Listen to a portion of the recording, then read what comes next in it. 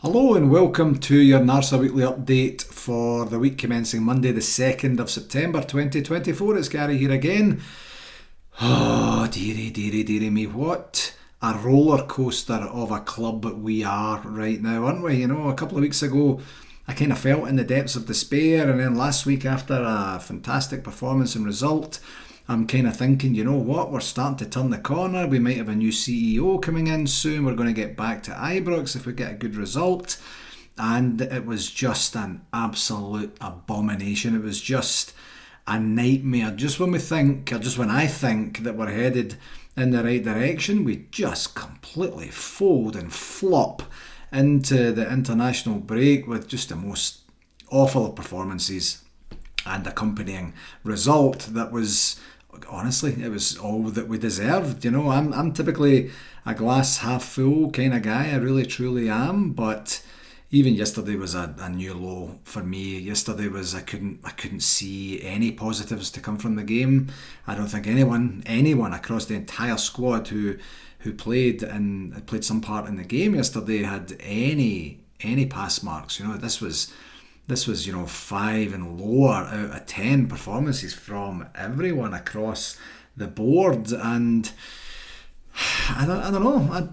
I don't know what to say here. I mean, we go in. We haven't played a lot of games this season. The club has absolutely conspired to give us the most uninspiring of starts the football team has, for sure, and the club is just kind of weighing in on that. We are bereft of leadership. Well, it seems like we're bereft of a plan to get forward and get moving and just give ourselves some sort of hope. Yesterday was the first time, you know, that I think Philippe Clement was asked a direct question about, you know, is it needed? Is patience needed? Are the fans, you know, in some way expected or required to be patient with the team? And it was the first time he came out and said, well, yes, obviously, that's where we're at. Look at what we did in terms of the transfer market and stuff like that. You know, that's fair enough. And again, I understand he can't predict the future, so he doesn't know what's going to happen. These new players could bed in exceptionally well, and then all of a sudden we have the makings of a great team very, very quickly, or it could be the opposite.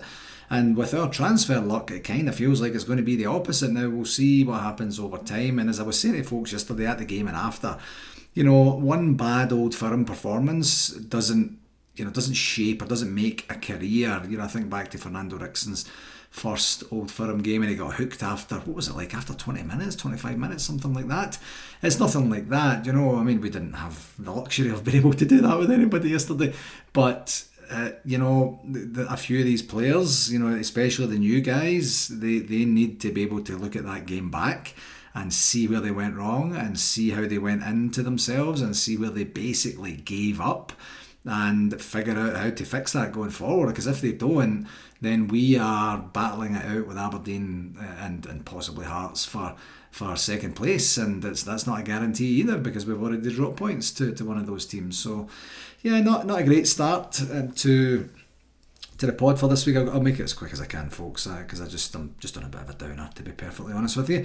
So the one game that was yesterday, it was in the league 3-0 defeat to that mob at Sharkhead, and even by our standards, it was a shocking display, and we've had some shocking displays, especially at Sharkhead. And we started well. We started creating chances. We had them making mistakes at the back, and with two brilliant chances, and we absolutely blew it. You know, CD9 did not continue his rich vein of form and completely fluffed the first chance where he just put it straight into the goalkeeper's arms when the goal was begging to be hit on the right hand side as he's looking at it, and he just put it straight into Schmeichel's hands. Just dumb. And then Rabbi Matondo, you know what, this guy, I really don't want to be mean or negative, but I have got honestly no idea why we held on to that one. His injury record is absolutely woeful and awful, and his performances are just so erratic and up and down, you know. And then when the going got tough yesterday, he's like, nah, I'm in a bit of pain. I think it's probably time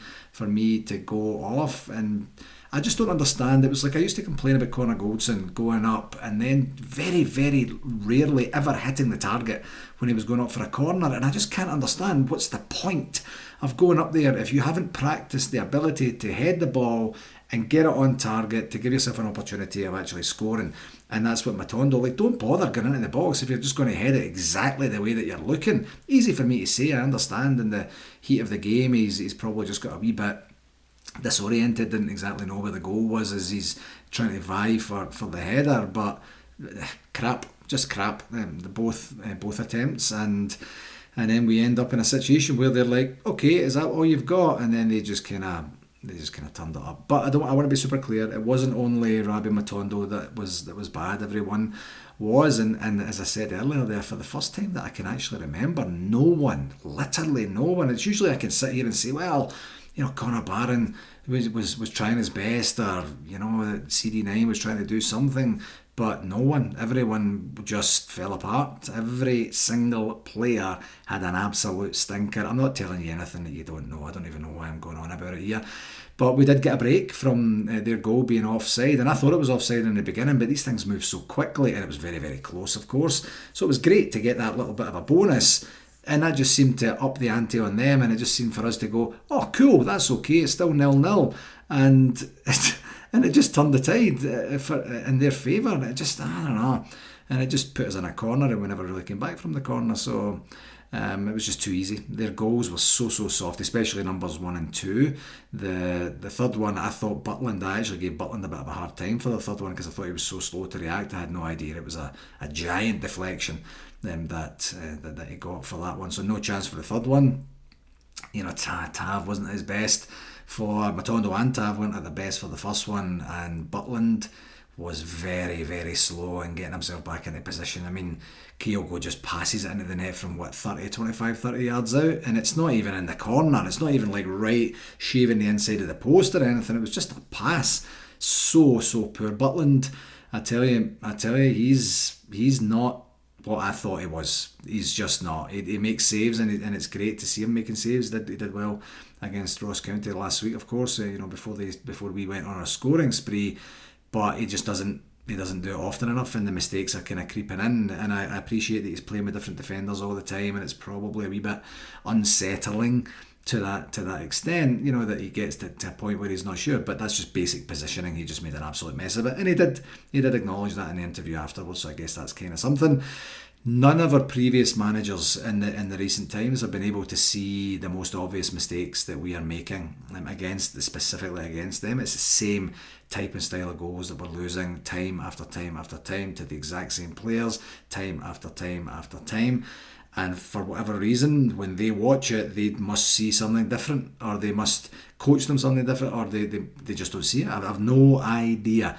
But it's not just Clement. We had the exact same with Beale, we had the exact same with Van Bronckhorst, and the only person that seemed to really have it sorted out was Steven Gerrard. We didn't capitulate like that very often with Gerrard at the helm. So I don't know. It was so disappointing. Positives, literally zero. Zero positives. Actually, you know what? Maybe the fact that we only lost 3 goals, because it looked, despite what the stats say, it was so easy for them. I don't even think they got out of second gear, quite honestly. They were just taking it easy. Negatives, basically everything after the 7th or 8th minute was completely negative, and it was just, you could just feel it, couldn't you? On the stats, it said, on the Rangers website, it said we had 48% possession, 9 shots on goal with 4 being on target, and that's exactly what they had, 9 shots on goal with 4 on target. It felt like a lot more, I have to say.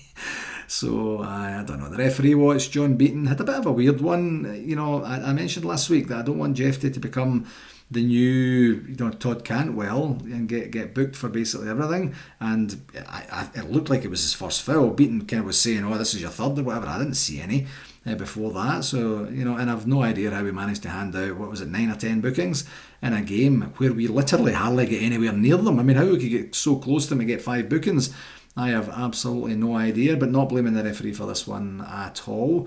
He'll get a 7 out of 10 and no real complaints at all. It was just an odd refereeing performance overall. In terms of the games, obviously we're now in the international break, as I mentioned earlier, so no games this week. Thank goodness, because I just can't be bothered with Rangers right now. It's going to take a wee while to get over this one. But we did get confirmation of our 8 in the new format Europa League fixtures. and I'll just go through them very quickly for you, and just take it to be that when every single one is a Thursday, and we go between later this month, late September and late January. I was going to say early February, but it's late January. So September 26th, away to Malmo. That's a 5:45 p.m. UK. I'm going to give you the UK kick-off times because that's what I've got listed here on my notes, and I can't be bothered changing it around. No, do you know what? I'll change it around. 12:45 p.m. That is Eastern Standard Time. Then it's a week later on the 4th of October, and that's us at home to Lyon, Olympique Lyonnais, and that's going to be 3 p.m. Eastern Standard Time. And then, what was that now? 3 weeks later, and then we're at home to FCSB, which we discovered on the NARSA group chat the other day is a new carnation of Steaua Bucharest. So, and that's also at 3 p.m. Eastern Standard Time. Then November the 7th, away to Olympiacos, I believe, and that's a 12:45 Eastern Standard Time kickoff. And then November 28th, away to Nice, and then December 12th, and that's at home to Spurs, and that's both of those games are 3 p.m. Eastern Standard Time. And then we're away to Manchester United on the 23rd of January. So what's that? It's 5 or 6 weeks of a break between the December one and the January one. And then we finish it off at home against old foes Union SG, and both of those games are also. And all the last 4 games, I guess, are 3 p.m. So Malmo, Lyon, Steaua Bucharest, Olympiacos, if it is Olympiacos, it doesn't actually say it on the Rangers website, but who knows.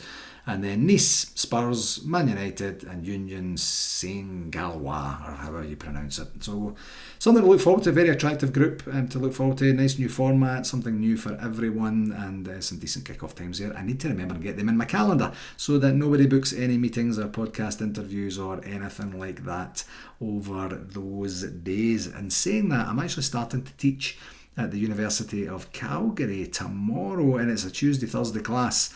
So the 5:45 kickoff times, students could be getting out a bit early that day, folks, or maybe we'll have a watch party together. I don't know. In terms of RTV, I think the feed was good on the weekend. Of course, we just take up the Sky Sports feed when it gets to these televised games, but I thought the camera work was kind of shocking. Overall, it was odd and weird the way that they were doing it. I don't know what the director was thinking, but whatever, it doesn't really matter.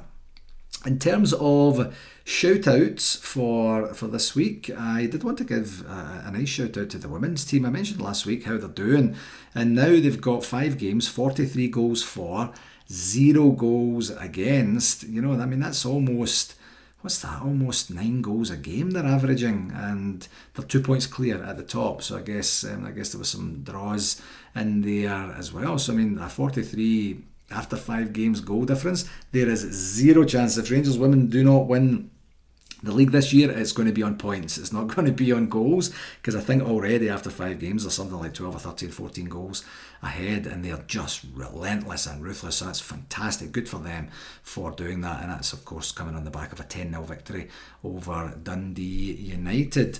And I also did want to send a shout out to my good friend Mike Kelly from Winnipeg. Him and his lovely wife Kendra are expecting their very first kid, and I'm not sure if it's going to be a he or a she, but they are, he said she's due, it's the 30th of March, so around about the time that we'll be just marching into the quarterfinals of the Europa League is when Mike's lovely missus is going to give birth to their first child. So I'm very, very happy for him. I know that Kendra had a wee bit of a tough time of late, and has kind of struggled with her just kind of easing into being pregnant. So it's one of these things now that hopefully she'll get beyond that as the trimesters march on, and she'll get to feel a bit better and enjoy the occasion. But Mike, my friend, congratulations, well done, and I'm really looking forward to seeing how it all unfolds for you. Life only gets better and better and better from this point forward, my friend. On to the convention update for this week. I can confirm it's 283 days and 40 weeks until we go to Kissimmee in Osceola County, Florida. That's June the 12th to the 15th, and of course we are staying at Omni Orlando at Champions Gate.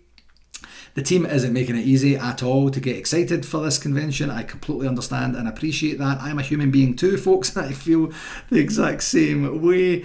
And that's just one of these things where the show must go on, as the late great Freddie Mercury sang to us not so long ago. So yeah, we've got John Brown and Mark Haitley, of course. That's been confirmed. Really looking forward to having the guys over there. We have the alcohol prices organised apart from the wine. I'm still going to get into that.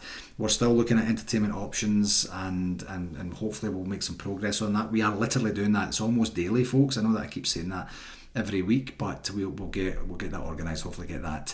We'll use this international break for good. Obviously, we want to convalesce after that absolute disastrous 5 games, really, quite honestly, apart from Ross County, I guess, and then we'll see where we go from there.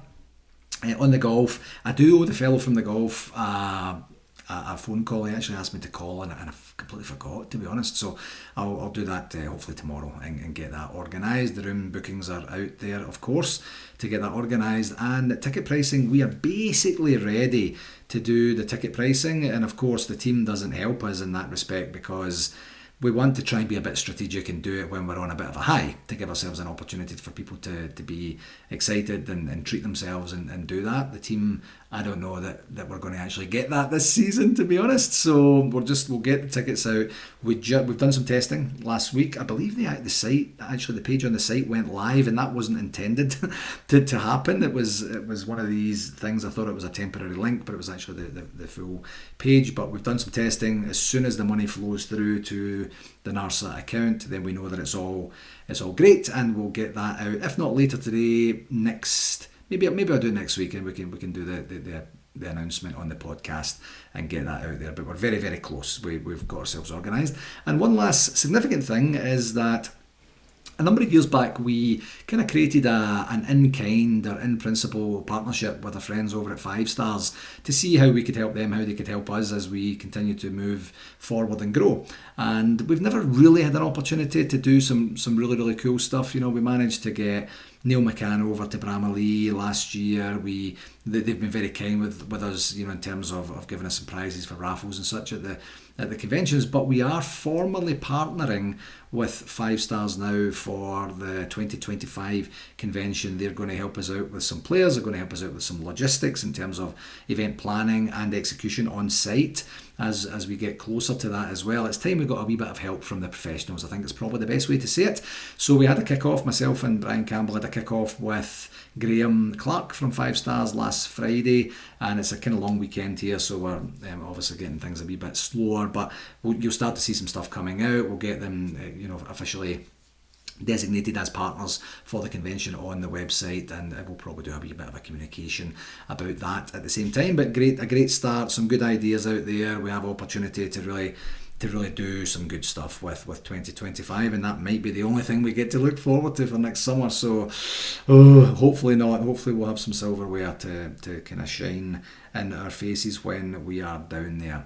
In terms of communication for this week, the Gers Guide, there's a loan review today, and then there are highlights of the Dundee United versus Rangers women's game, and that's the 10-0 victory, of course. Tomorrow there's a press conference because the women's team are playing Arsenal in a Champions League qualifier on Wednesday, and Wednesday that's actually going to be there. It's a 7:30pm kickoff, and that's the Champions League round 1 qualifying against Arsenal. Very tough draw, but the way the team are flying right now, it's going to be interesting to see how that one actually works out. There's also an international preview that's happening on Wednesday, and then I think that's it. On nothing much on Thursday, and then Friday there's an interview with Sergio Perini.